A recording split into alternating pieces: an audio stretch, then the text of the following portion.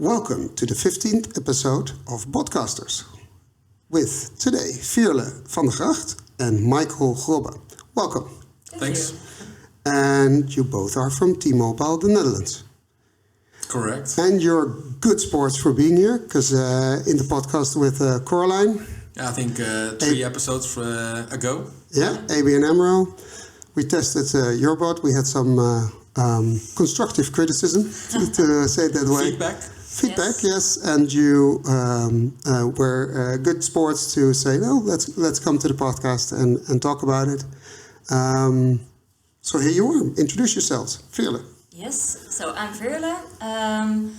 I work at T-Mobile as a natural language understanding specialist, which means I'm improving the language model. I also used to work as conversation designer at T-Mobile, but right now I'm focusing on the language model.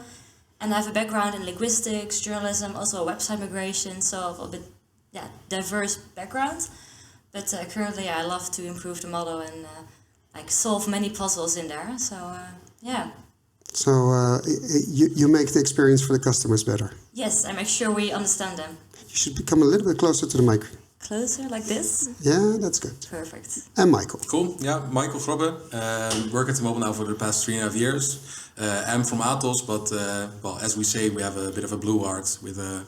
You look like T-Mobile. Well, I look like T-Mobile. I act like T-Mobile. I talk for T-Mobile. So. But now the question is your cell phone T-Mobile? I have a T-Mobile subscription. Yeah. So also makes it easier for testing sometimes because I don't have to go into any other data. I can just play around with my own and see what we do. So you're basically T-Mobile. Exactly. Yeah.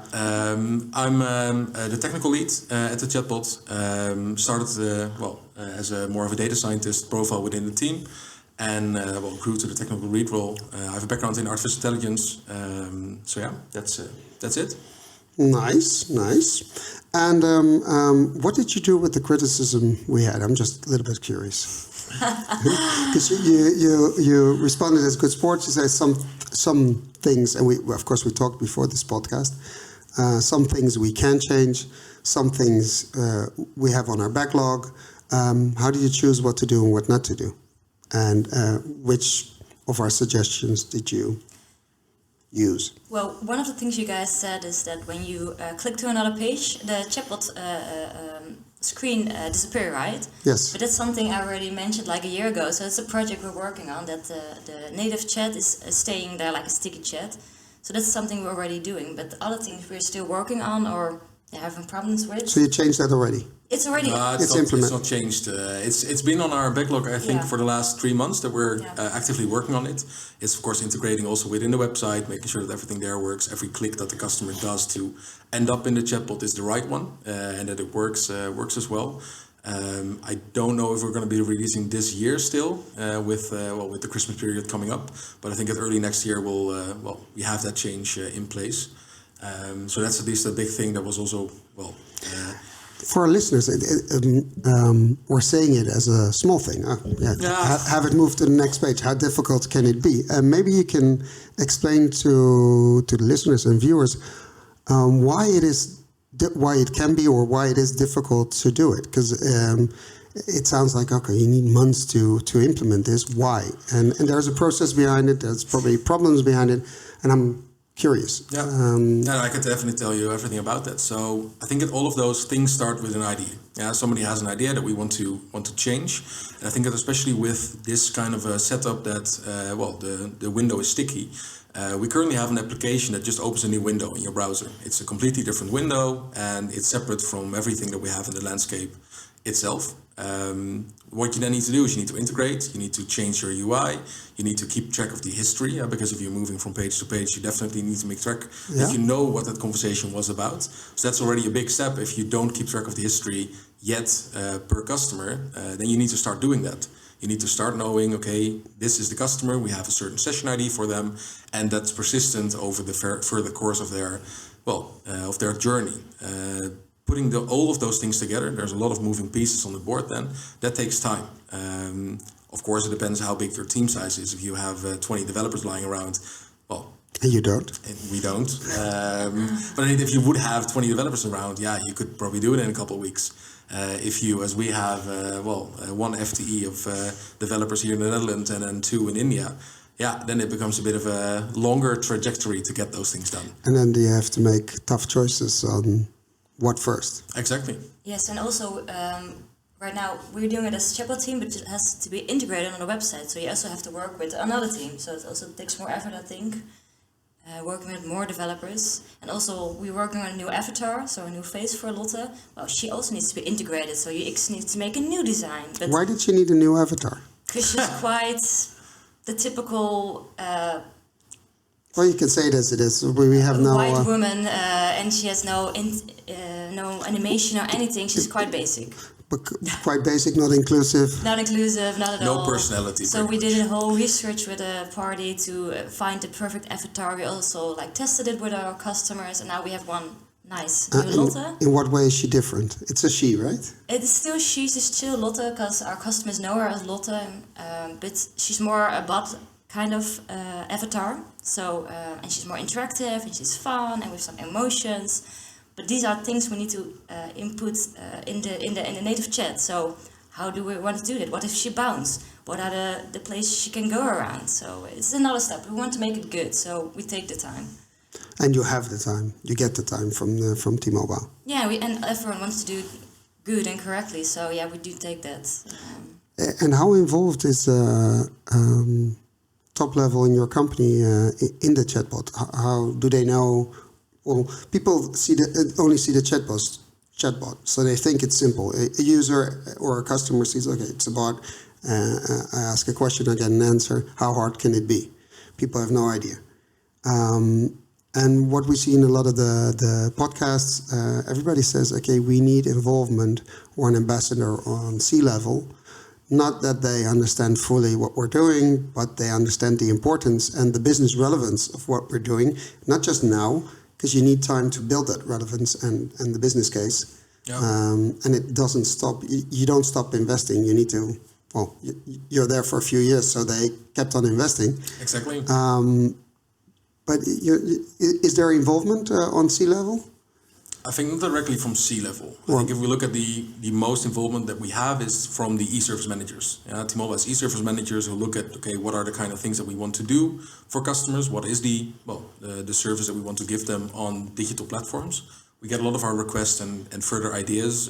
We spar a lot with those people to see what kind of ideas are on our backlog. And that's how we fill our backlog pretty much. And I think what we've seen over the years is that, well, dependent on how much demand is coming from the business and where we can go, also we change our team size in that regard, so that if we do need to build a new feature, if it's a really big one and it has priority for the business, we can only do it if we have more hands. And that's something that I think at that moment in time when we really have to make those decisions, and we can either do this list of features next year, or if you give us a bit more budget, we can do more.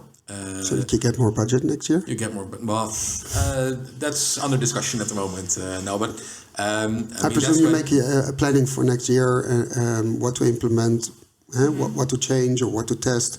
Big level features at least. I mean, if we look at that, we have, I think, now a list of 6 items that are quite big, especially the... What do you consider big? How many sprints? More than 3 sprints. I think that's what I consider. And a sprint is 3 weeks? 2 weeks. 2 weeks, yeah. Okay. So let's say 6 weeks. It depends, of course, how... if it's a lot of waiting on other parties in T-Mobile, then it's, of course, might be a long trajectory, but it doesn't cost us a lot of time. But no, if it's more than 3 sprints of work with the actual team, then I consider that big. I mean, you have let's say 24 sprints in a year. Yeah. If it's more than 3, it's quite a sizable endeavor. I think at that moment in time, that's definitely when we have more of a discussion towards C-level, maybe not reaching there yet. If we need to escalate, I think it's always possible within the way that we have found our place within the company. I think that's important. That we indeed are seen as an important part there. But these are new features, and that's always nice. Like, we're going to have a new feature. And if we do that, we can... It's hot and happening. Yeah, hot and happening. But something I'm trying to communicate, because we're also part of a customer experience team, and the chatbot's quite big in this strategy.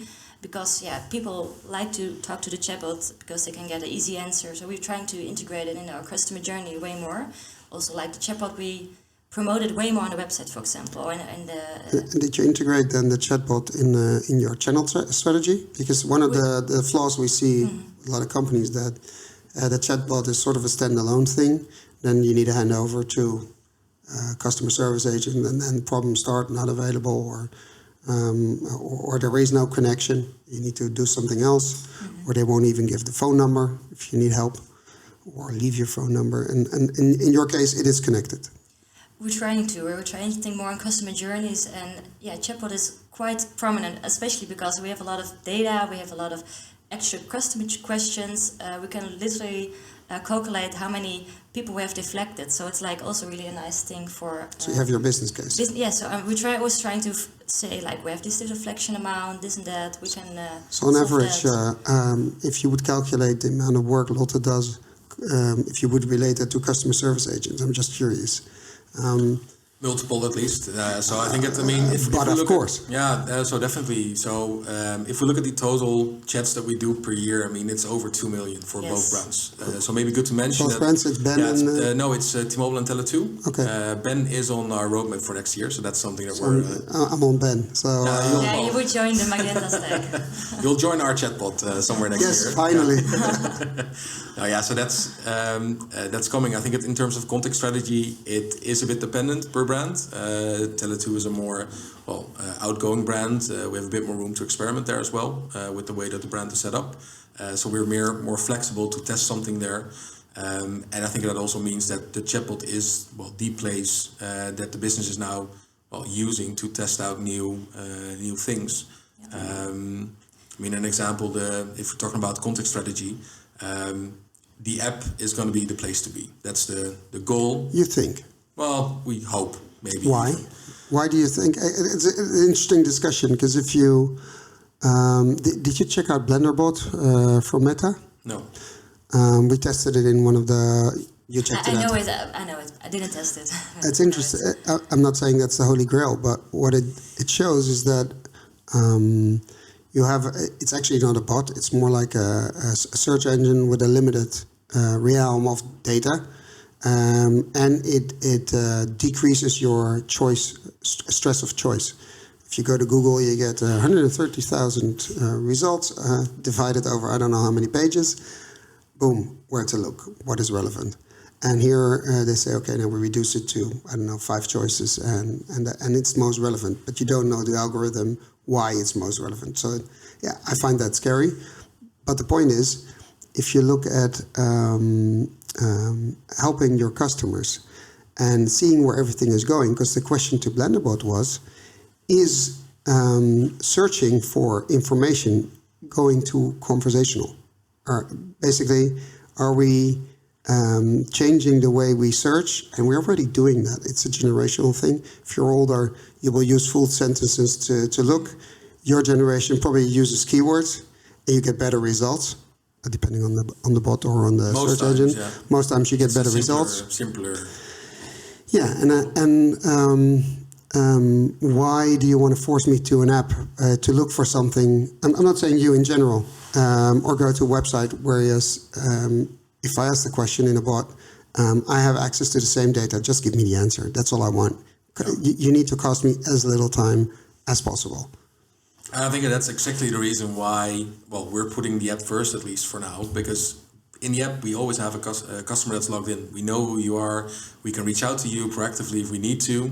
So we can do a push notification on your phone. If you're on the browser, that's harder. But if you're there's also WhatsApp and these kind of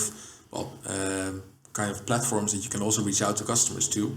I think that's definitely something for us at least, to still look into. I mean, WhatsApp is part of the social team. It's a different strategy in that sense that we do. Whereas the app is really integrated within the whole customer experience. And also, if you can talk to the chatbot Lotte, and then you can get a handover to an agent, and you can react to the live agent person anytime. How great is that? You just only have. I love it. That's what our planning is, to keep everything in the app. But make sure when you do that when you're done with the live agent, you can go back and continue with the bot. Because none of the bots we tested, they take you to a live agent. Some of them can't. But you can't go back to the bot. It ends the conversation. You lose whatever you had. Whereas, if you intervene as a live agent, you give me the answers and to get me moving again or going again. Why would you let a live agent do the work, whereas the bot is quicker, more efficient? I can pause and come back later. Whereas in a conversation with a live agent, I can't do that. I can, but the live agent won't be there anymore. Having said that, I said before something that surprises me as a telecom provider. You guys have everybody's phone number, right? All of our customers, at least. Of course. It would be amazing if you had the telephone numbers of KPN or any other one, but you have the telephone number of all your customers. You permit yourself to send a message when, let's say, you reach the limit of your subscription, the amount of gigabytes, internet or whatever. You're already sending useful messages. You never ask for permission, you just do it, which is not an issue.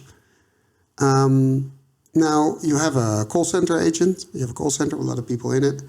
And people have to come. You send probably an email if their subscription period is ending, so 1 year, 2 years, 3 years. And you tell them you can renew your subscription. And then you sit back and wait. And I do not understand why. You're not the only one, by the way. All telcos do the same thing, actually don't do anything. It's very expensive to call everybody outbound. But you guys are sitting on a treasure cove of telephone numbers. You're sitting on a treasure cove of data of your customers. You have a wonderful team that does everything with conversational AI. You're able to develop this yourself. Why don't you send your customers a message in which they can interact with you, with the bot, of course, and make them an offer they can't refuse to renew their subscription without any manual thing whatsoever? You can connect to your backend. Maikel, you should know, it is possible. And if you have legacy systems, we have a solution for that. It's called RPA. It's doable. Why not? And then it became silent. I'm challenging you guys. I do know one thing we do, but it's not totally proactive. But so when you're already talking to Lotte, we have this system that we can give some proactives. We already do that for you. Did you know you can subscribe your new subscription? Well, you can have a new subscription. We do that, but that's only when you already talk to Lotte. It would be nice to do it before. Exactly, I already came there because you sent me an email that it is ending, and I come or I don't. Or you have a different problem with your subscription or whatsoever. I mean, indeed, you're already actively reaching out to us. That's basically like a next best action or next best offer thing you have, and it's very good that you have it. So basically, you already have the data to do it. We have the first steps in place. I think exactly. That's I think more the part where we're still struggling. What system will take that responsibility to figure out, okay, of all of this heap of data, where do we want to act upon it? I have to be honest, there's only a few systems that can handle the outbound, because you're talking about an outbound strategy, can handle that properly, because it is, again, it seems easy. It is not. And there's a lot of A/B testing but it's less. You don't need language models. It's because you know exactly what's coming because you're in control of the conversation, and you're helping the customer. You're making his life easy, and probably they if they're happy, they won't go away. I mean, make an interface with Bellen.com. It's a Dutch website which compares subscriptions. Use the API. I think it would be nice in our app strategy also, like you get a notification. We see you can subscribe. I think that could be a really good part of that. I think it's also something that we are slowly working towards making possible. If we now look, we have an IVR system in place, and certain questions that you ask at the IVR, I mean, you need an image, you need some more information that we can't really help you out on the phone anyway. You need a live agent. You need a live agent, or you can do it yourself, but then you need to be on a digital platform. Okay. One of the things that we're doing is trying to, for certain topics, certain things that we know we can't really help the customer on the voice channel, to push those towards the app, and then the chatbot in the app to help guide the customer to the right information there. Once all of those interfaces are there, then it's a matter of, okay, some other system sending a push notification, hey, your subscription is ending. You can talk to Lotte about it and get us there. Get the best possible offer. Exactly. Yeah. A personalized offer, and then everybody can compare as much as they like, but it's uncomparable because you have a unique price. Yeah. right? You know the customer, you know exactly what they need. And you know what they exactly, use. Yeah. You can adapt it, Yeah. and you get like a fair price for the value you receive. And I think customers have no clue, and certainly in these times where people have to, make sure they're not overspending because their energy bill is flying everywhere. Might be a good idea to help them. Yeah. It's I don't know, just a thought. Yeah. I think it's definitely something we should, on a broader topic than just the conversational AI that we have that discussion.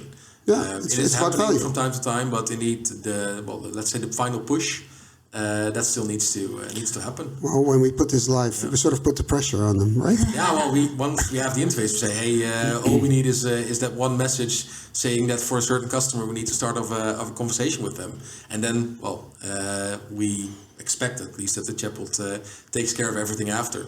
It's indeed an API call with, let's say, an interface of this is the subscription, this is the mobile phone that we suggest for the customer. This is the usage and the history of usage. Yeah. You Exactly. probably need some algorithm that calculates what is the best, but it Exactly. can't be that complicated.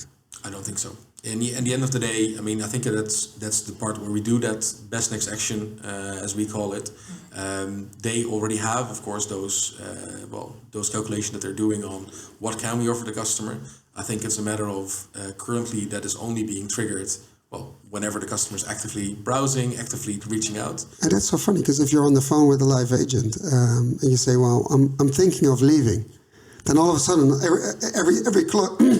every closet opens. Everything is possible. If your subscription ended or is almost ending, same with cable people. If you just say you plan on leaving, then all of a sudden you can get a discount, which is really weird. Because if you offered me proactively, then I will never leave. Yeah. If I have to wait till I have to ask for it, I'm still frustrated and probably will leave anyway.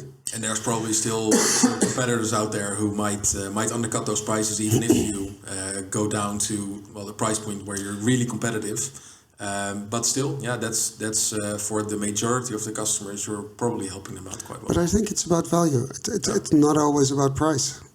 Seriously, I think people will not go away for €1 if the perceived value is high, and I think Lotte can play an important role in that without augmenting the cost of delivery.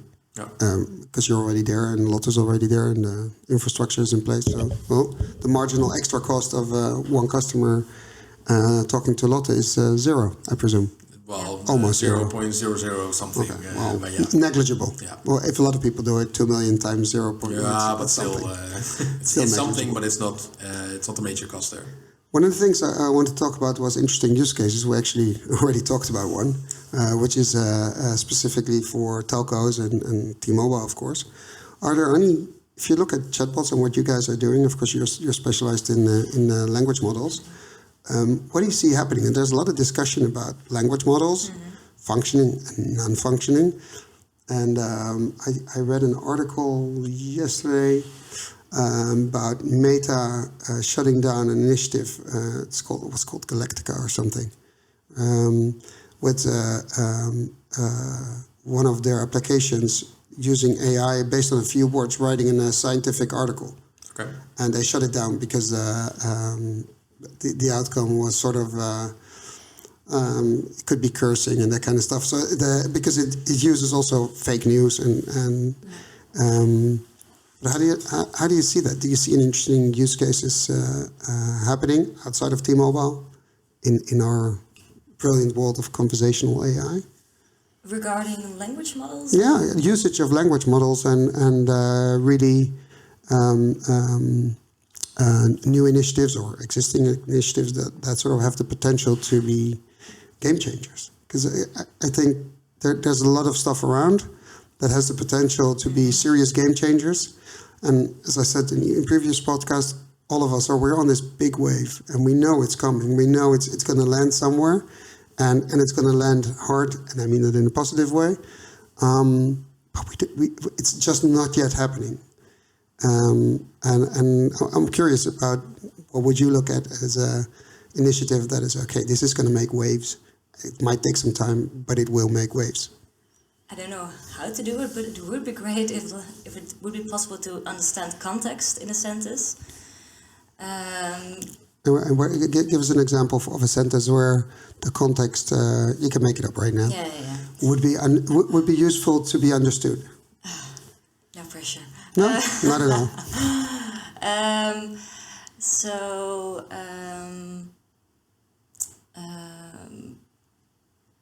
Well, take some time to think about it. I can indeed just go back to the original answer. I think that all of those generative models that are currently coming out, I mean GPT-3 and everything that's related to that. And BERT, I heard. Yeah, but BERT is not. It's different. I think BERT is already there. Yeah. I mean, we've also experimented already with BERT. We're currently using Dialogflow for our intent recognition. It's for the scope of the chatbot that we currently have. It's just not it's not the greatest anymore. Let's just call it like that. Back when we started, that's when really that was the best out there on the market. No, so we now are looking into BERT and it's stable. It's there. It understands better indeed what you're really saying. The meaning of words is way more important in those kind of models. I think if you look at the generative models out there, that is another layer on top, pretty much. That really takes that information that we have available and tries to create its own. I mean, you're seeing it in the generative models now for text. Yeah, it's been out there for images also for a while. I think that what you see there underneath, there's the same technologies that do the same things. The risk is you have no control of what is actually being outputted. That's why Meta shut down the other one, because AI just does what it does. Exactly, and you don't have. I mean, I think what in the future will happen is that you'll have more and more control of this sort of the scope of things that you can get to. And how will this happen? Because that's like the holy grail, right? Because we have all these models, and everybody's not complaining. But one of my complaints is that AI is sometimes really unpredictable. Oh. And if you want to have a predictable outcome and keep customers happy, you need to be sort of predictable in terms of the answers you give. Or you don't want to put a swearing chatbot towards your customers. That's well, it would be a problem, because if it uses data within the company, it means people in the company are swearing. Or the customers are swearing. I think that's what we. I mean, if you look at, we've now run the chatbot for let's say 4 years. We have from those 4 years tons and tons of data. If we just decide to feed all of the data into such a generative model, you're feeding all of the customer data in also there as well. the angry customers. Also the angry customers. Also the customers that were asking, for example, for a toasty with ham and cheese. Seriously, people do that. People do that. Yeah, it's are they from broadcasters? Yeah. No, but I mean that's something that of course happens, and. Of course, there are ways to maybe classify initially, okay, what kind of data do we have? Is this an angry customer? I mean, sentiment analysis is something you do that? Yeah. That helps? Somewhat, yeah. Of course, it's difficult. It's difficult. You still miss... When is someone angry? When is someone happy? Yeah. And what do you then do with that information? Because that's, I think, the way that, if they're happy, it's not so difficult. If they're angry, then exactly. You need it to a live agent. Exactly. De-escalate. Yeah. Because the more you present them, the more frustrated they get. And I think that's also, part of that content strategy again. If we go back to that initially, if we have customers asking specifically about an employee app, I mean, you can try and pressure them into having a conversation. What you'll get is a bad sentiment on those customers, which hurts your NPS, which hurts every other metric that you want to positively impact. So do you guys think that NPS is a good metric to measure your chatbot? I have this discussion every time, but no. Well, let's have it.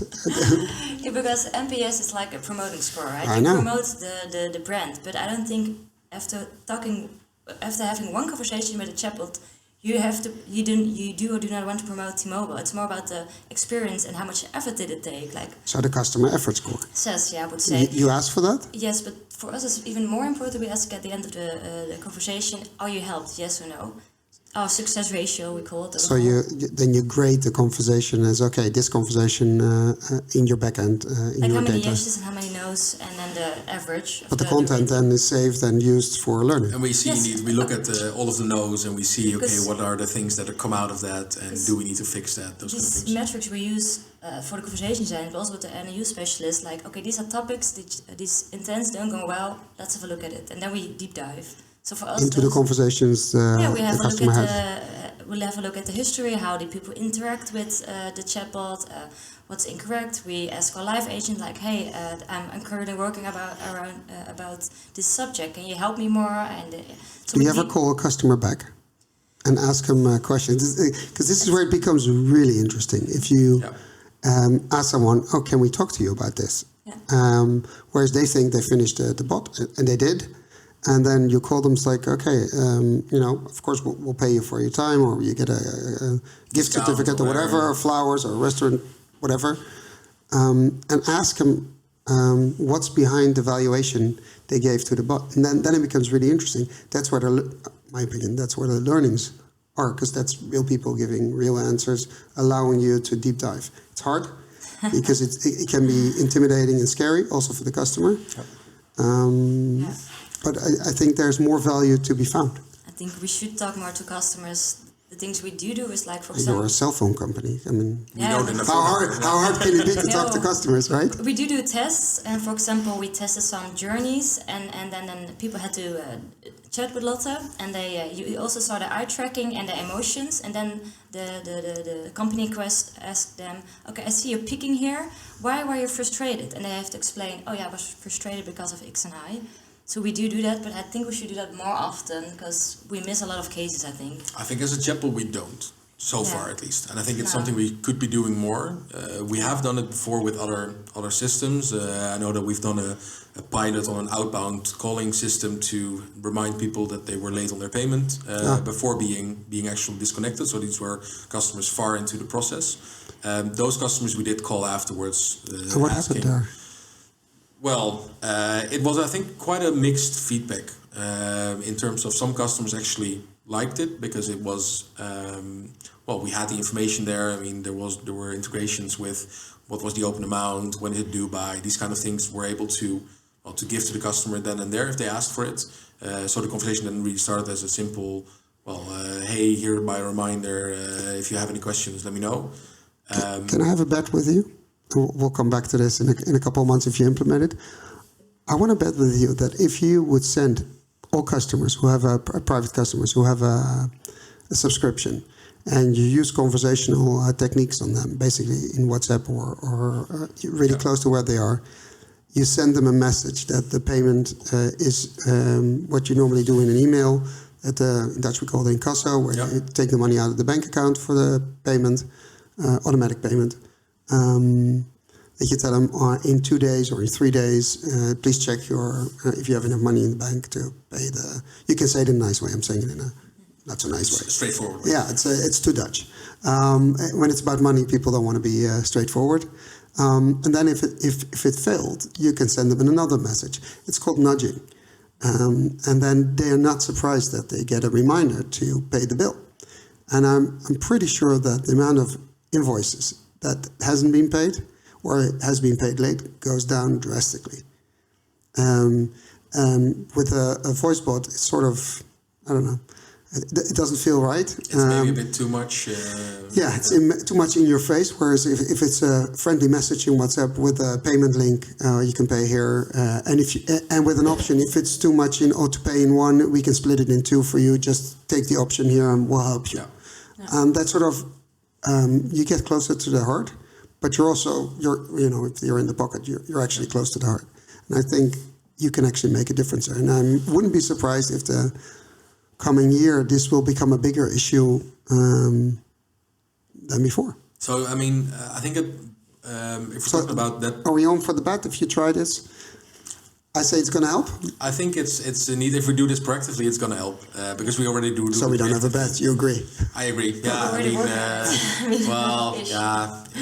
I mean, if you look at what we offer in that the BNA, I think there's a lot of companies out there that have a BNA that is only acting as a sort of a sales agent. Yeah. We definitely also have service kind of interactions in there. I mean, some of those are still sales oriented. I mean, if you're low on your data. Yeah, I mean, we're going to try and sell you a top-up, of course. But also, I mean, if your invoice bounced due to indeed either low balance or your payment, or the bank account changed or whatever reason, that is part of our set of BNA interactions that we do offer to customers to make sure that also, those service-related things that are quite important to let people know, so that you definitely have put it to their attention before at some point further down the line you'll send you'll send somebody to their door to make sure that they pay. There's a lot of steps, of course, where you reach out to customers already, but that's at least part of that B&A. So I think if you go back to that discussion of, do you want to offer B&A proactively? Well, I'm all in favor of it. Yes. And then indeed, I think that definitely that invoice payment item will definitely be in there because it helps. Cool. I agree. I agree. In the meantime, did you had time to? You thought I would forget, huh? I was in the discussion. No. We'll go back to the subject. I asked you about interesting use cases already out there, or you would feel would be useful to have using language models or large language models. I can talk about a frustration. I thought of an example. We love frustrations. That's those are the best bots, right? So, coming out of frustration. Yeah. And I'm talking about false positives. For example, you can say installing didn't work, but you can also say paying didn't work. And somehow the didn't work part, because in some intents this phrase is more in there in the training phrases. Yeah. Sometimes if you just say it didn't work, will match to that intent. For example, the installation didn't work, and I'm like, why? Like, ignore this part. So then I'm cleaning up this didn't work from this intent, but then again, in that intent, you need it. But then in that intent, it's also more represented. So I would like to also show what is important in this sentence. In this sentence, installing is more important than didn't work. But so I would like to be able to give more importance to certain words, to certain things, or ignore it. That would be amazing. And why don't you ask the customer? Because sometimes you get stuff in a sentence and the model can't make chocolate of it. Yeah. It's a Dutch saying. I just put it in English. Never mind. So you cut it in two. The model understands, okay, I'm not sure which one to take, so why not take both? And did you mean this? Yes, no? Or did you mean that? Yes, no? Well, my solution would be a bakjes intent, I call it, like a bucket intent, which just says, it didn't work out, and then I would ask, do you mean this and this? But I cannot do that for everything, because there's so many sentences and ways people say things. But there must be models. It's the technology that's holding us back here at the moment. The technology. Because there is technology. I think there's. These are the kind of things that they need. If we're talking about a bird-based model, it will perform way better on these kind of tasks, because it will just weigh the wording different, because it will put in more effort on. Hey, I see that this installation part is really important if I look at all the training data, compared to that part of, didn't work out. That's something that is definitely, that there's a position open. I think that by the time that the podcast will goes live, we'll have hired somebody to really actively work on our own language model, because we have the data now. We have the data of 3.5 years of chatbot. We know what went well, what went not so great. To use that to build our own language model in that sense, instead of relying on any third party. But there's also a risk in there, because your model is probably extremely biased. I think that definitely, if you're looking at adding new content, might be a bit tricky if you're using all of your training data. So you'll have to always. There's ways in the technology, of course, to work with unbalanced classes, those kind of things. Yeah. We have an intern at the moment who's doing the research of, are we there in terms of the data, and is the technology there? We're out competing what we're using at the moment with an intern who's worked on this for now 2.5 months. Say hire the guy or girl. It's a guy. Hire him. Well, if you're already out competing. I think that's not my decision to make, but if it were, you would. If it were, then it's I think good for the company to have that kind of input to make sure that whatever we put out there is performing the best it can be. Because that's one of the problems. The knowledge about this is so scarce. Everybody is learning, and it's hard. Yeah. I think it is becoming better. If we look at more the technical side of things, I started studying all the way back in 2010. Yeah, back then That's not that long ago. No, but in my world. In your world, maybe in terms of technology, 3.5 years ago. No, that's ages. It's ages in technology. We started with 40 students in my whole year at Artificial Intelligence. These days we have a numerous fixes of 150 Seriously? people because there is no way to handle anything else, and that has grown. And it's one of the biggest fields we have to, as Holland, we have to grow in. Exactly, it's the technology. Because but we're not that good at manual labor anymore. But the problem is, of course, with the scarcity of new people, there's also the scarcity in teachers of those kind of subjects, of course. Yeah, but and then there's this other problem. The teachers that are teaching, if they're not working, they're behind. Yeah. So you should be teaching. You're I at the think forefront. If I'll start teaching, then I'll also fall behind at some point. No, but what I mean to say is that people who work and are actively improving and learning every day make fuck-ups. And those are the best learning experiences around, to understand what doesn't work. That's what you need to share with students. Okay, I made these mistakes, but now we understand it. This is how it works. And that's actual current knowledge. And the car educationists do that. Yeah, dependent a bit on, of course, what kind of courses they teach. But I myself haven't done that. But I know people that have previously studied with me have been asked to give either a guest lecture or do a complete course for a specific topic, for something that they had experience with from the working field, that they had had the knowledge on, to make sure that also translates to the guys and girls in university, coming from high school, and then needing to specialize in that sense. Yeah, because that's the other thing with conversation designers, people who understand large language models. I'm not sure. Large language models and linguistics, it's not automatically a combination. There's a shortage of these people who are good at what they do. We need to improve that. Yeah, and you're learning on the job, because I know so many conversation designers and linguists and natural language understanding specialists or AI trainers. If anybody, that's not a function, right? Natural language understanding specialists. Well, we call it a function. Well, that's I made that function up, so. No, it works. It works because we're working on the language understanding. Anyway, those people, the conversation designers, the AI trainers, whatever, they learn on the job, because people have a background in marketing and communication and anything. People learned on the job. Like a few years ago, I had no idea I was going to do this. But that's with everybody, because it's a new field, it's a new expertise, and somehow you see the potential, you feel the potential, and you want to be active in this field. And if you don't give it a rat's ass about chatbots or conversational AI, you're not going to be working in this field, because it doesn't needs to grab you, sort of. You need to do something that you want to be communicating with the customer, that you want to make the difference for that customer, I think. Yeah, but you also need to understand the potential, and as I said, you need to understand that you're on this wave, and you're not on this wave alone, and we're a growing number, but it's exciting. It's no, but we have, I can speak for myself, but what I see is a very steep learning curve, and there's of course fuck-ups where you're pushed back a bit, and then you're like, oh yeah, I can move on. And what I see is we need young people to move in, but you can't do this without a certain basic experience in life or being a customer yourself. Because if you don't, there's no way you can design a conversation and understand what you're actually doing. Yeah, you have to think about the customer always. Yeah, that's the mindset. But that's what I'm saying. That's in the with Stijn Elshout, we had the conversation about the customer service agents of today are the AI trainers of tomorrow. But I'm not sure it's tomorrow. It's actually already today. Yeah. It happens because the scarcity is there. So due to the scarcity, people will move from position to position where they feel at home the most, and I can also maybe learn the most. Yeah.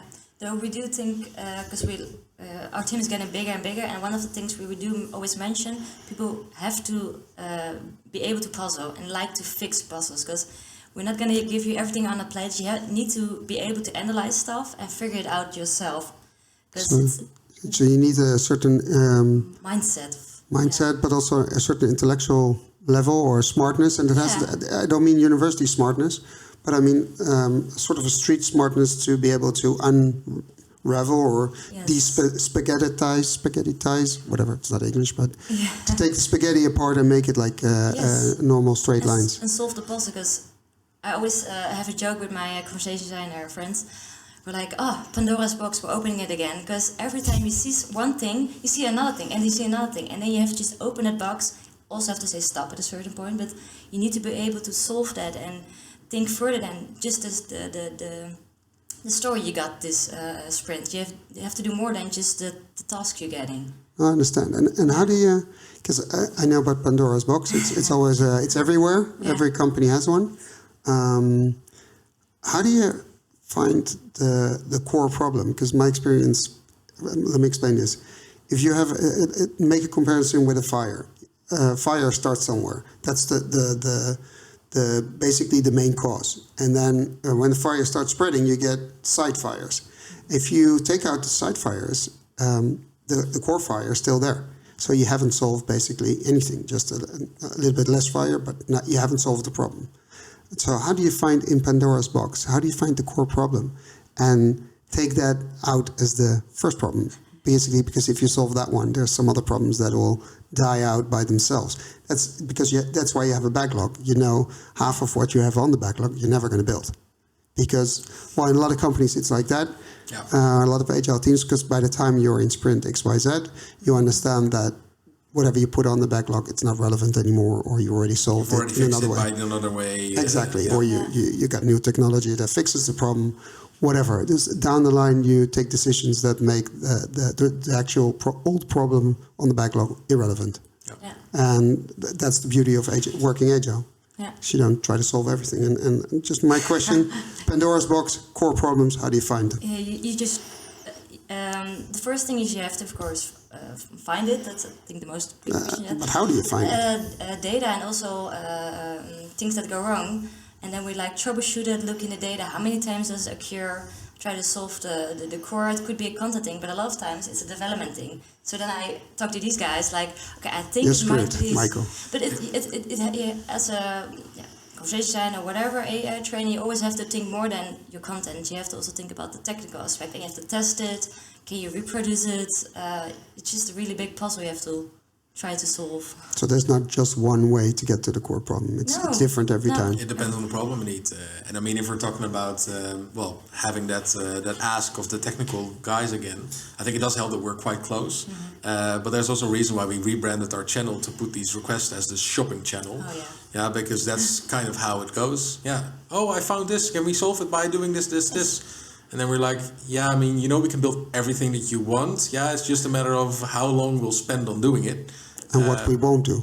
Yes. And of course, what we won't do, I say no enough. I was sure. So the funny thing is, you said something about a team, but I see you guys, the way you communicate, it shows that you guys are a team. It's really interesting. I don't know if you guys noticed it yourself. I think it helps. I mean, yes. We've been now working together. No, you're having fun together, and that's part of being a team. You probably have enough fuck-ups as a team, and if you can't laugh about it, then it's hard to be a team. Exactly. Yeah, I think that's really nice about our team is that everyone is so excited to work on the project. Developers, conversations, everyone, and we just want to make it better. Does it feel like work? Yes. At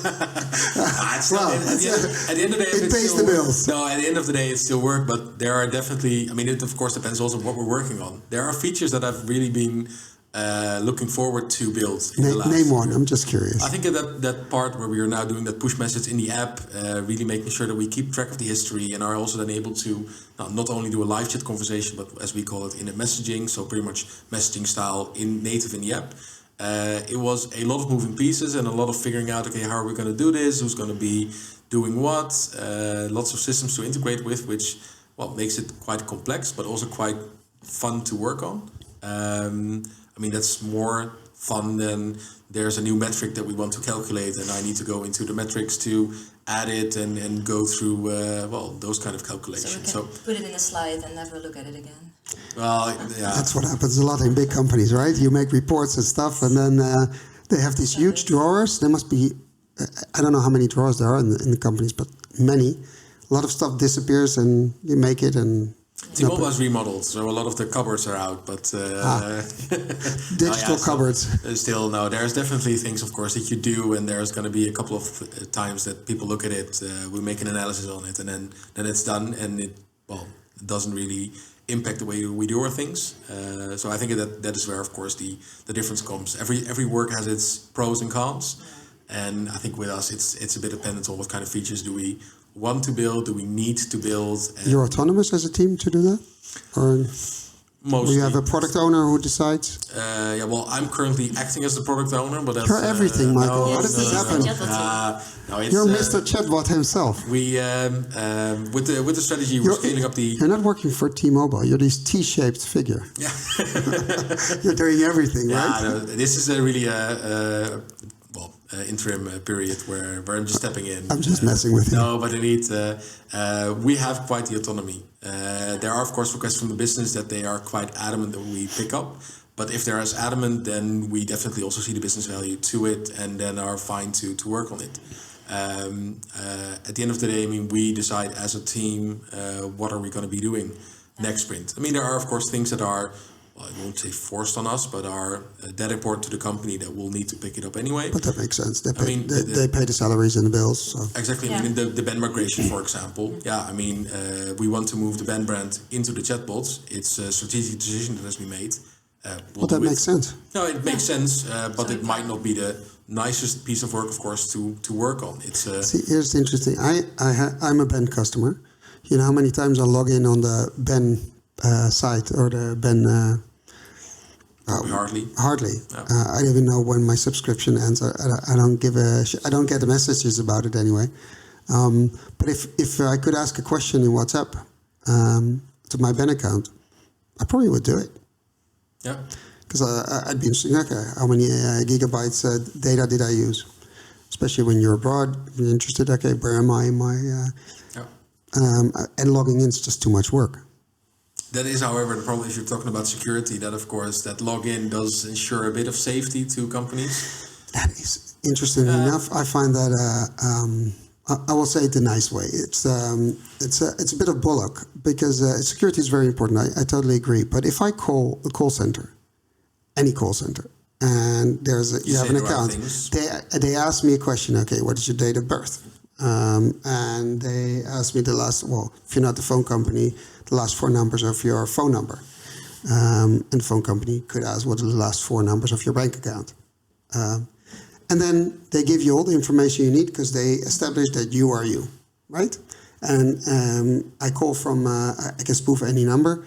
I call from a number and they see the number and it's fine. They give any, so if they're saying, if you make a difference in channels as to what you asked to give me information, that makes absolutely no sense. I agree. And I think that's also why, I mean, there are things that, of course, we do on the voice channel that we don't per se do on a digital panel, non-logged in. I think that the fact that, of course, on the digital channel, it is so much easier to log in and really identify that you're you. That makes it, of course, that it's also a bit more stricter. There are, of course, also things that we don't do on the voice channel. I mean, there's been a lot of issues with SIM swapping at some point. SIM swapping. What is that? As a telecom provider, that you change your. I think I'm not the biggest expert on it.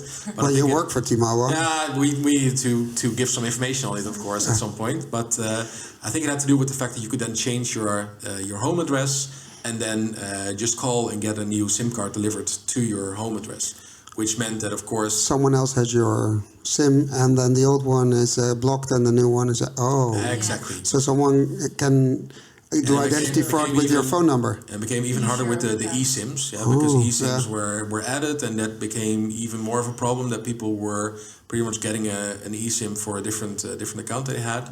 I mean, those are kind of there have been reasons, I know at least, that security around certain topics have been strengthened a bit. But there's a difference between giving information, asking a question and give me an answer, and actually changing things or do transaction. I agree. If it's transactional, it's you need to step up. Exactly. If it's just information that you can do nothing with, why do you make a difference between channels? I mean, for example, asking about your open amount. I mean, that's that or how many gigabytes or whatever are left. There's less security demand on those kind of information points. So why?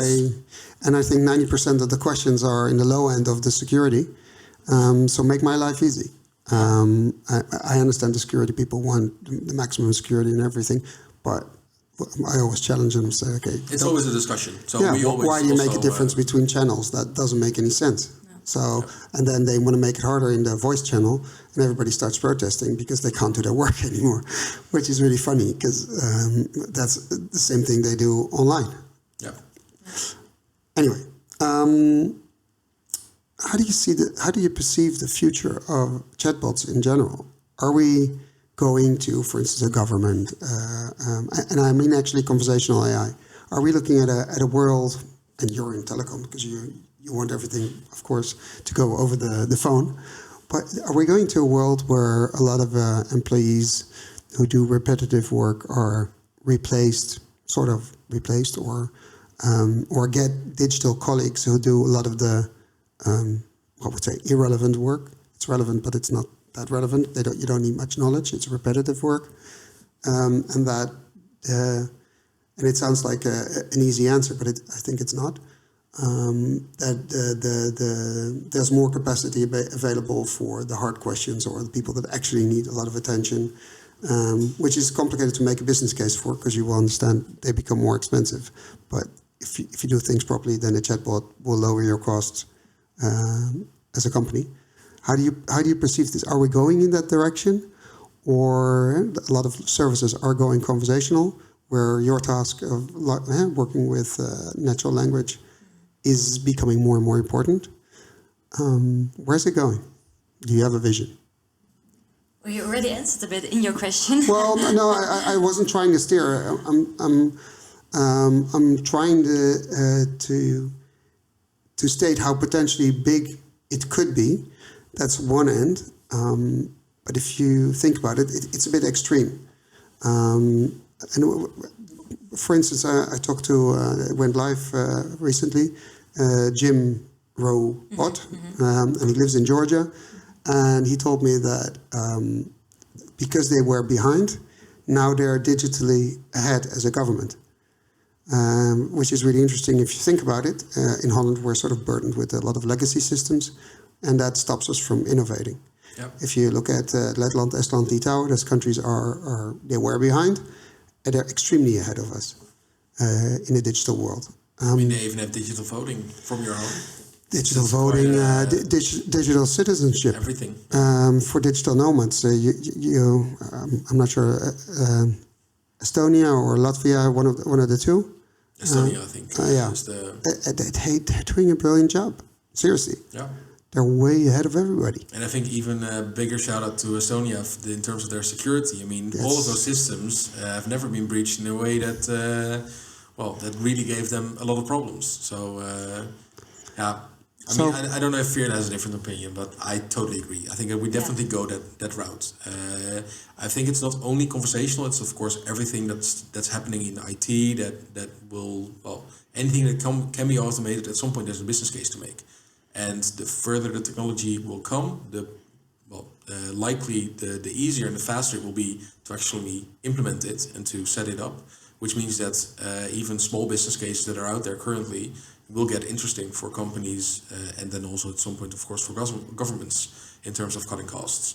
So I think there's still a big wave of automation coming, partly by doing something in a conversational way, partly in just doing more work automatically to begin with. Because one of the things Jim said, which sort of puzzled me, it's like, whoa, this is extreme connectivity. He said, if I get a ticket for speeding, he said literally 15 minutes later, I get a text message with a payment link to pay my ticket. Seriously, it's not a joke. And if you think about that, it's sort of instant gratification. I'm not sure if you should be happy with it, but if you think of this on a European level, getting a speeding ticket in Germany and literally 15 minutes later you get a text message saying, oh, you can pay it here. I think that is definitely maybe. I mean, if you're talking about gratification, yeah, sure, but it's that's also a negative one. But it also helps you as, of course. Let's say I drive somewhere and I get a speeding ticket. Yeah, I might not be paying enough attention or whatever reason that I am getting a speeding ticket. If I get a text message about it, well, if I'm at a gas station, yeah, I'm filling my car. If I then see that text message, oh, wait a minute, 15 minutes ago I got a speed ticket, maybe I should pay a bit more attention to my driving style. That also helps, of course. Or one step before, if and then we saw you a couple of times, you were driving too fast. We didn't give you a speeding ticket yet, but here's the warning. And next time we catch you on camera, you get the ticket. Imagine that would happen. Yeah. That would change the way it's just one example and a negative one, but with positive outcomes. Automation, I think that self-driving cars are, of course, also going to be around at some point. And then you won't be getting a speeding ticket anymore because the whole human, well, I won't say error, because there are, of course, those people who choose to speed, but that part is taken out. But in order for that to work, everyone needs a self-driving car, because then they can communicate with each other. It would be great, but true. But everyone needs it. We're far away from because there are also there's insurance issues that haven't been solved. True. Because if it goes wrong, who's at fault? There's the basic dilemma of indeed, do you move? Let's say the software is responsible. And let's say there's two Teslas causing accidents with each other. Okay, who's responsible then? Tesla is responsible. How long do you think, if this is happening worldwide, Tesla will exist? There's no way no insurer will insure that. It's an uninsurable risk. And we know software does make mistakes. It's human error. Sure. Or a situation it hasn't seen before. Then the AI has no clue what to do, and it will do the thing it knows best, and that might be either hitting the brake or accelerating, or going into another lane. Because would you buy a car? Would you buy the self-driving car if two people are passing, and or you already hit them and they die? Let's do it extreme. Or you stop but you die. Would you still buy this car, use this car, if the opportunity would be that you die because it's the better outcome? Would you do that? No, honestly, I'm not ready for a self-driving car. First of all, I enjoy driving. Yeah. That's one thing. It's not very environmentally friendly, but I do enjoy it. And I've been in a car crash, a pretty big one, 2014, where there was a fuck-up of one. Someone took a decision to get into a lane, and the other one had the decision, either I crash into the car in front of me, or I move the other lane. And he decided to move the other lane. He didn't look. And that's how we crashed. Big time. This was on the highway. And I'm pretty sure that in that weird situation, AI would have been totally confused. Would have also just picked something, or and now everybody got out alive because there was no machine doing stuff. We reacted, and probably we didn't react as fast. There was no predictive analysis. But I think we're just not there yet. It's not reliable enough. And the problem is it will never get reliable enough if we don't massively start using it, get data learning. So here's the complex thing. We need to start in order to get there. But there are places where self-driving cars are there. If you go to San Francisco, there are a couple of taxis, right? Taxis indeed that drive completely without any driver driving them. But it's only indeed in the city confined, speeds are lower, so also the risks involved are lower. What I see happening on a smaller scale, and we're talking about AI, it's not conversational, but it's a bit off topic, but it's still interesting, is that, for instance, in Israel, they have now food delivery or grocery delivery with a robot going over the pavement and going somewhere and delivering it. Same with drones, with medicine and other stuff. Also food delivery. You see it happening. And there they actually need to use the same techniques to avoid accidents. It's a little bit less... But it's developing, and you see that those developments will actually come over to the car realm, and then and I think all the mistakes they've made in a small way with less risk of accidents eventually will help us to become better in the car realm. Yeah. But I wouldn't mind if I get a app message or a spoken message. Your average speed is a little bit too high. Greetings, National Police. It's like, oh shit. It could be a friendly warning. Big Brother is watching you, of course, and that's a different discussion then. But on one hand, but let's try to turn things around. If it's in the medical field, I don't know if you guys have any allergies. I've got hay fever. I would love my phone or a WhatsApp message from the doctor or from the hospital telling me, please increase your medicine because the next 3 days is going to be hell with pollen. And if you take the medicine, you increase it to this amount or whatever, you know the drill, you'll be okay. Yeah. I don't have to go to the hospital, I don't have to go to the doctor, I don't have to call anybody, just take the medication and fine. You're not sick, lying on the couch, not being productive Exactly. or whatever. Yeah. So it's in the same realm, it's privacy. I don't have a problem with that because it's delivering me value. So I think data equals value, and you have to use it in the right way. So I think governments can be of big value with data, using conversational techniques, because that's what we're talking about. Bring it in a friendly way to the consumer. The only thing what I do like the idea. The only thing I don't like is that not this solution of the hay fever like the medicine. It's just one option. It's an option, but I think they will generate a general subscription. Like, okay, just take the pills. But if I get it, maybe my body needs less hay fever pills. So why do I get the general message? And I will take it, but I'm taking. Who says it's general? I think it should be personalized. It's that would be nice. it should your medical file, your medical record, based on your maybe your blood works or whatever. There's must be some data that is useful that tells you how much, based on what works for you. And I believe in personalized medicine, and I think that's where we're going to. That based on a lot of information like DNA, you're able to tell, okay, this medication works for you, or this doesn't work for you because whatever reason. And I think that's where we're heading. But they also need conversational techniques and AI to present it to you in order to get you to do something. So it's much bigger than what we're doing just now. It's not a need only the automation part, to go back initially to the question. It's also a need the shell around it to make sure that user acceptance is there, that people like using such a system, that they are open to it. And you only do that by making it friendly and accessible. Accessible, and that's where indeed conversational comes in to help. And the large language models, which need to, I'll keep coming back to this.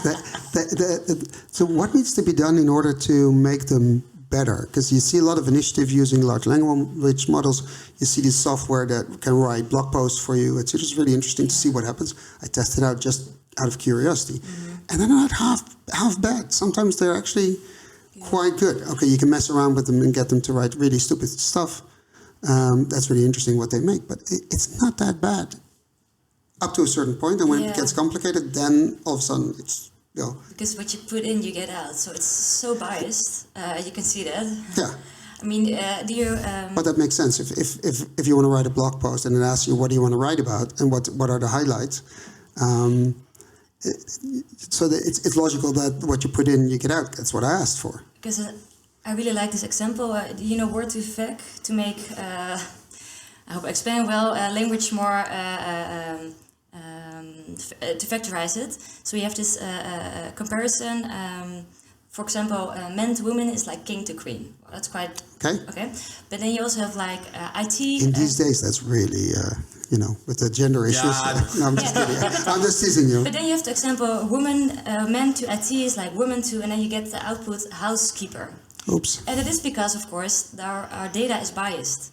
And it's not someone's fault, but it is a fact that our data is biased, and we should always be critical on our data, or improve it, or maybe use another AI to be to test out, to filter it. Yeah, to like a ethical AI to filter it or whatever. That's when I had your competitors here, KPN.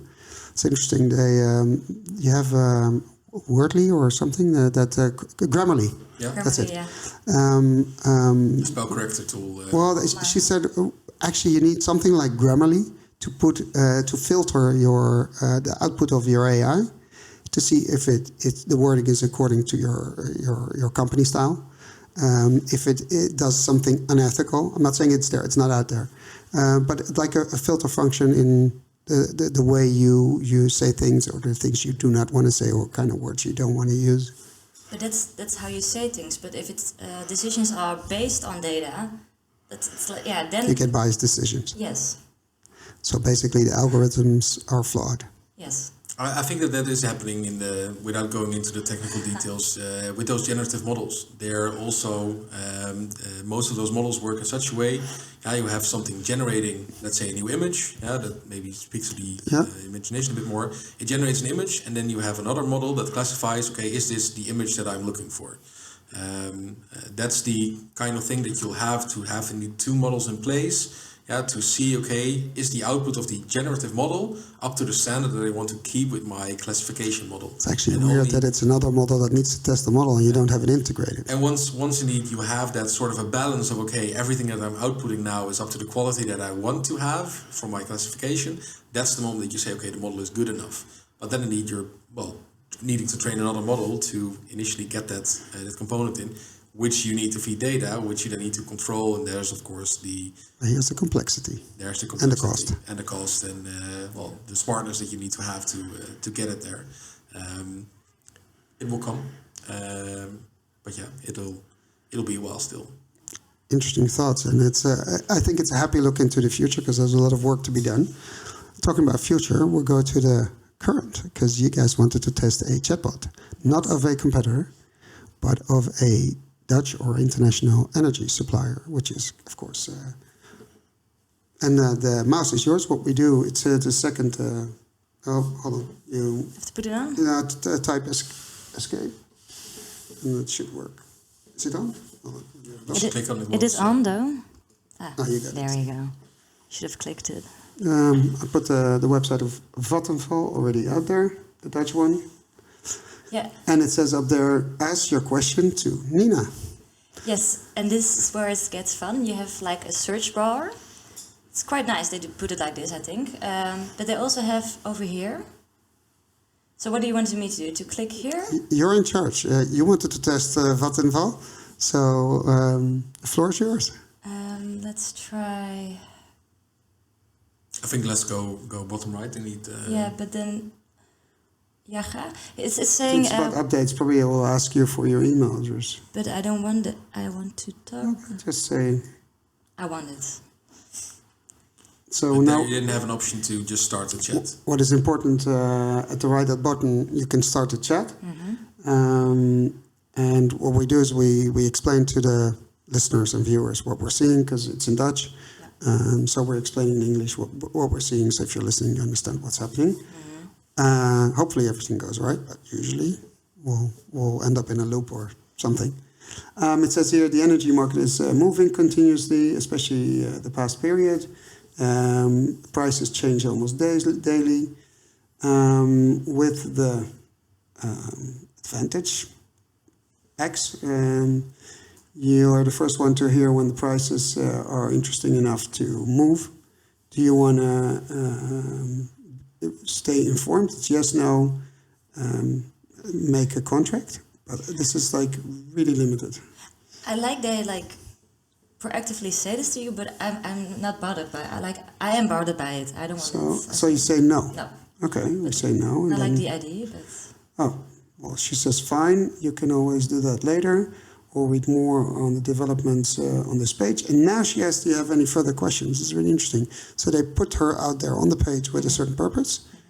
And you're not aware that you're actually going to talk to a chatbot where you can do more than just getting that X for the information. The invite was indeed only on the energy market updates and nothing else. Yeah, that's suggested, but it asked, do you have any further questions? And so, she didn't introduce herself. I know she's a chatbot, but what if I didn't know that? Yeah, it's probably because there was a restart of the software. I didn't start it before, but maybe.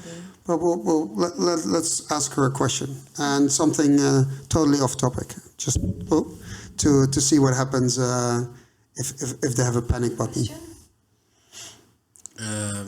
Yeah, completely off topic. Just, what the weather is like today.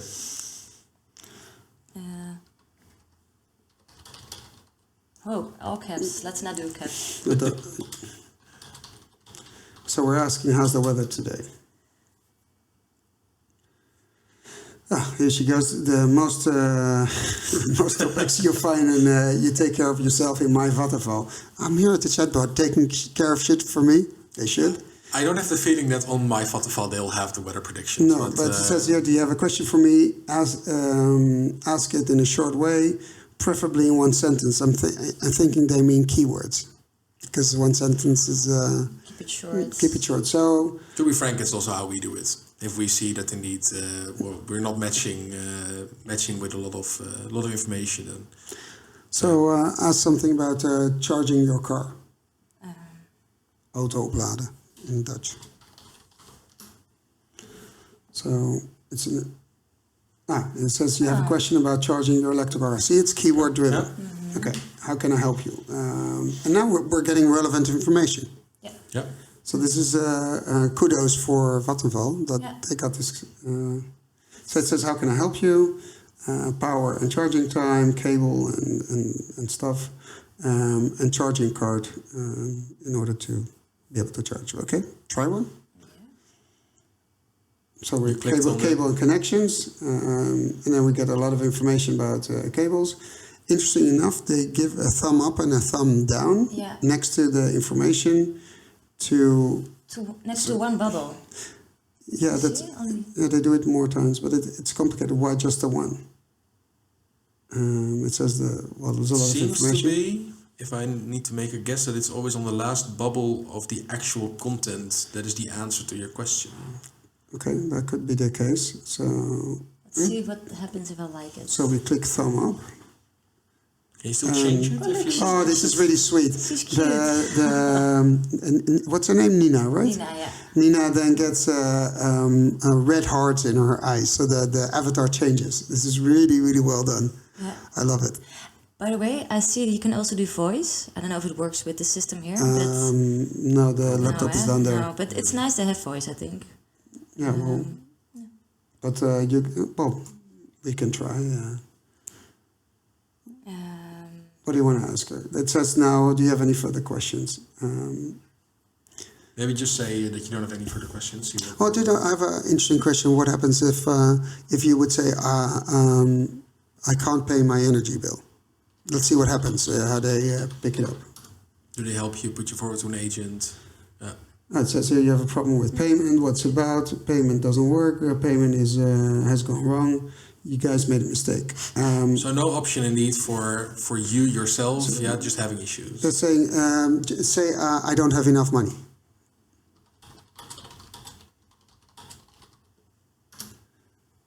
Because I think this. It says I would like to help you further. If it doesn't work, my coworkers can help. And it's putting us in contact with a live agent if you want to. She doesn't understand. Trying. Well, it might be a sensible subject where. But there's still no recognition, and I think that's something that would help. Or it's in a public space. It's a privacy sensitive thing, and they want it out of the public space. If you maybe ask about payment arrangement, because at the end of the day, that's probably what they're going to be offering. Yeah. See if we get the same type of responses. Betalingsregeling. Yeah. Very hot topic these days. You did make a typo. Good job. I saw it. I cannot see it from here. But they picked it up correctly. Okay. It says you want to make an arrangement, payment arrangement for each invoice. Here we go. So then you would have expected this type of response, of course, on the initial question of exactly. I can't make so a payment. There was one question too many. It says year or end invoice, term, payment, both. I don't know. Just put in I don't know. Oh, sorry. It doesn't matter. The buttons are still there, so you could still click them, see what happens. Yeah, can I click it? Oh. That would be interesting because most bots don't do that. Yeah, we don't have that. Let's try it. See what happens if you. Does it still have the context? Oh, it does. Oh, then say, we're going fast, but sorry. It says in my Vattenfall you can see the euro or the end term or the term amount, what is it about, and then you have 3 buttons. I would click I don't have my Vattenfall, so that means you can't log in and see, no, it's the bottom one. Yeah, and I'm just a bit confused. You get the same options again. So we said, I don't know, and now we get again these options, you see? Similar. But it's the same. They do offer you the geen mijn Vattenfall options. So yeah, that's new. Try that. The third button? Yeah? Yeah. No, my Vattenfall. And it confirms what you chose. and then it tells you you need to register. So you don't have a My Vattenfall. And then you get again the options you didn't want. And that you still can't access because you don't have a My Vattenfall account yet, which you've said to them that you don't have it. So if we look at this, what should be done here? What should have happened? Because we understand you're sort of a loop. Without a My Vattenfall account, you can't do anything. Should have said, okay, you don't have a My Vattenfall account, but this is an important subject for you. We put you in contact with a live agent, or what should they have done?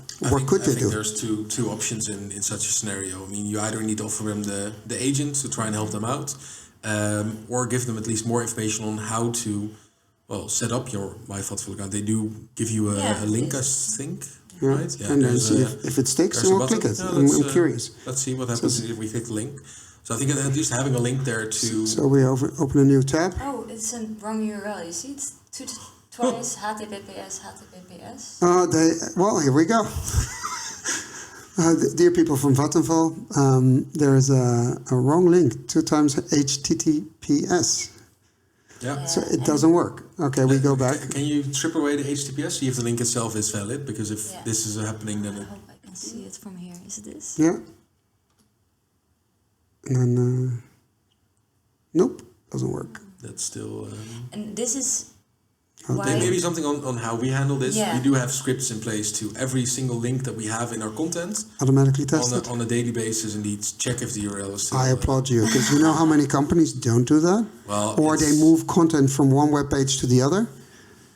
Yeah, now, to be frank, it also took us a couple of failures, of course, to see that this was necessary. But yes. Or if you link to a PDF on the website and they renew it with a new version or a new edition, new URL structure, and it's gone, and you're like redirect. No, and they don't. The people from the website don't tell you they changed it, or the marketing people. It's really. But you have systems in place. We don't scrape the content as much, but we indeed do check if there's a 404 so that the page is not there or the link itself is broken. We've had it also. We have links in there to PostNL. They made changes, and we were linking towards a page of PostNL.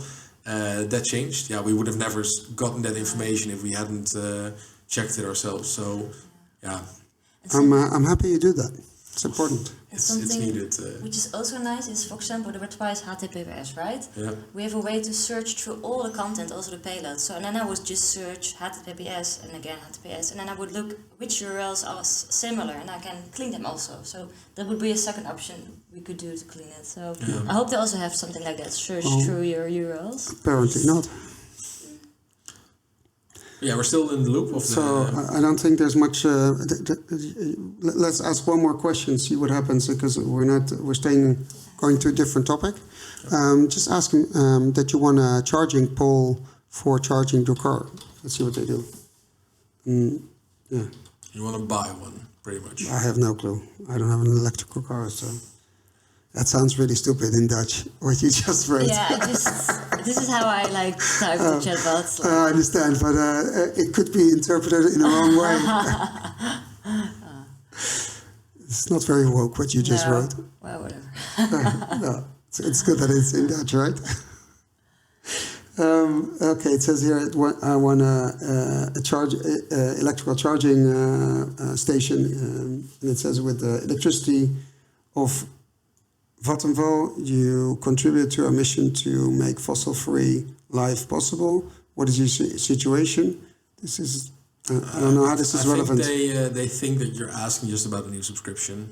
If I base it off of the answer that they give, I think it's something that they say, oh, you want an electrical subscription from us. So here they're a bit off topic. But you can maybe say the word right in Dutch. Ja, ik wil een elektrische laadpaal. Maybe that helps them a bit to figure out what we want. Yeah, there you go. And we get the same answer. Yeah. We get the same story, and it's as our situation, want more information. I'm already a customer, I'm no customer. Or just laadpaal. Oh right. You said this? No? Okay, right. Are you missing the R? I cannot see it from here, but okay, let's do slow. Yeah, like this. They already have a suggestion. I like this. Oh, this is the first one I see this. Yeah. This is cool. It's quite nice. So what's happening here, as you're typing, it's a bit like what Google does. Autofill. The annoying thing in your telephone that you get the wrong words, it adds autofill. Well, it gives you a couple of suggestions. But interesting, so would it suggest if the word isn't here? Right? So it finishes your word and it isn't here, that the word isn't in the intent somewhere? It doesn't know? That would be my guess that indeed these are all of the topics that it can't handle, and if you want anything else, then it'll... But what is electrometer?